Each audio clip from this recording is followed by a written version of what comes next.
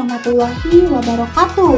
Hai, balik lagi bareng aku, Hilary.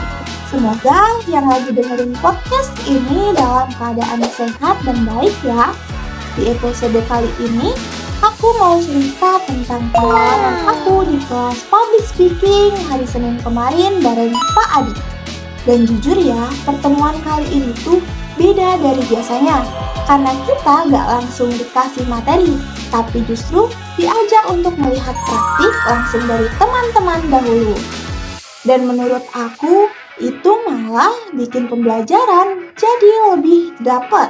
Karena kita bisa langsung lihat gimana teori itu dipakai dalam kehidupan nyata.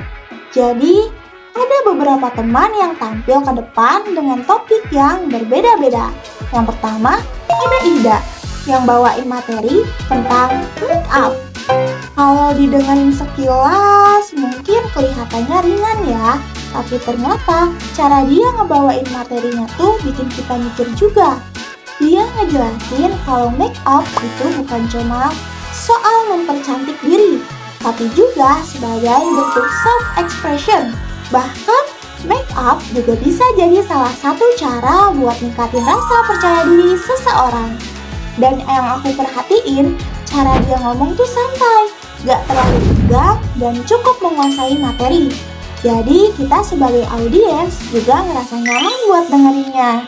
Dari situ aku jadi sadar, ternyata cara penyampaian itu punya peran besar banget.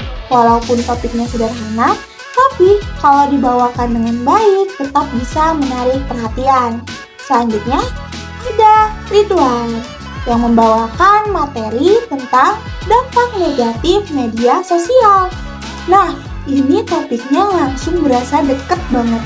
Karena di kehidupan kita sehari-hari, hampir semua dari kita pasti nggak lepas dari media sosial atau handphone.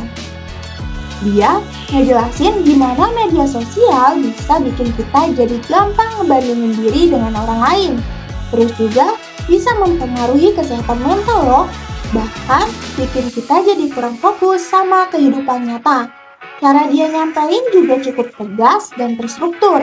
Jadi poin-poin pentingnya tuh jelas dan kita sebagai audiens jadi lebih mudah memahami apa yang dia maksud.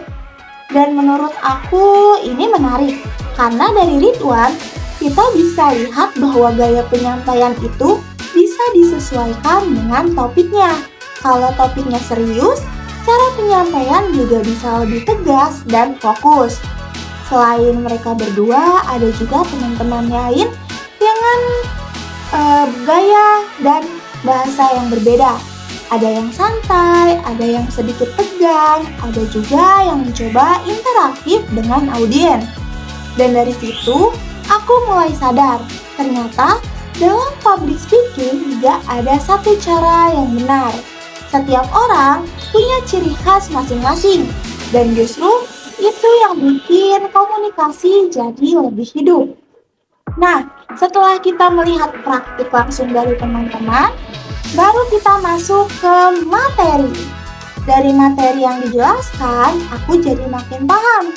Kalau public speaking itu bukan cuma soal ngomong di depan banyak orang, tapi juga tentang kesiapan diri dan cara kita membawa diri. Dari sisi mental, kita harus punya persiapan yang matang, gak bisa dadakan. Kita juga perlu latihan berulang, supaya lebih terbiasa dan gak terlalu gugup pada saat tampil. Selain itu, ada juga yang namanya teknik relaksasi, yang bisa membantu kita buat lebih tenang sebelum berbicara. Dan yang paling penting, tentu saja kepercayaan diri. Karena kalau kita sendiri ragu, audiens juga bakal ikut ragu sama kita. Selain mental, ada juga pembahasan tentang cara penyampaian, yaitu verbal dan non-verbal. Kalau verbal, itu tentang kata-kata yang kita gunakan. Harus jelas, sopan, dan sesuai dengan situasi. Sedangkan kalau non-verbal, ini yang sering dianggap sepele, tapi ternyata sangat berpengaruh. Mulai dari ekspresi wajah, gerakan tubuh, intonasi suara, sampai jeda saat berbicara. Kadang audiens itu bukan cuma mendengar kata-kata kita, tapi juga membaca bagaimana kita menyampaikannya. Terus, ada juga tentang bagaimana kita menampilkan diri saat berbicara di depan. Kayak menyampaikan poin penting dengan jelas, artikulasi yang baik, komunikasi yang luas, dan tentunya memahami siapa audiens kita. Karena beda audiens, beda juga cara penyampaiannya. Dari keseluruhan pertemuan kemarin, aku ngerasa pembelajarannya tuh lengkap banget. Kita gak cuma dapat teori, tapi kita juga langsung lihat praktek nyata. Dari situ semuanya jadi lebih mudah dipahami. Dan mungkin satu hal yang penting aku ingat dari hari itu adalah public speaking itu bukan tentang jadi yang paling sempurna di depan semua orang, tapi tentang bagaimana kita berani menyampaikan apa yang ingin kita sampaikan dengan cara terbaik yang kita bisa. Oke, mungkin itu dulu cerita dari aku hari ini.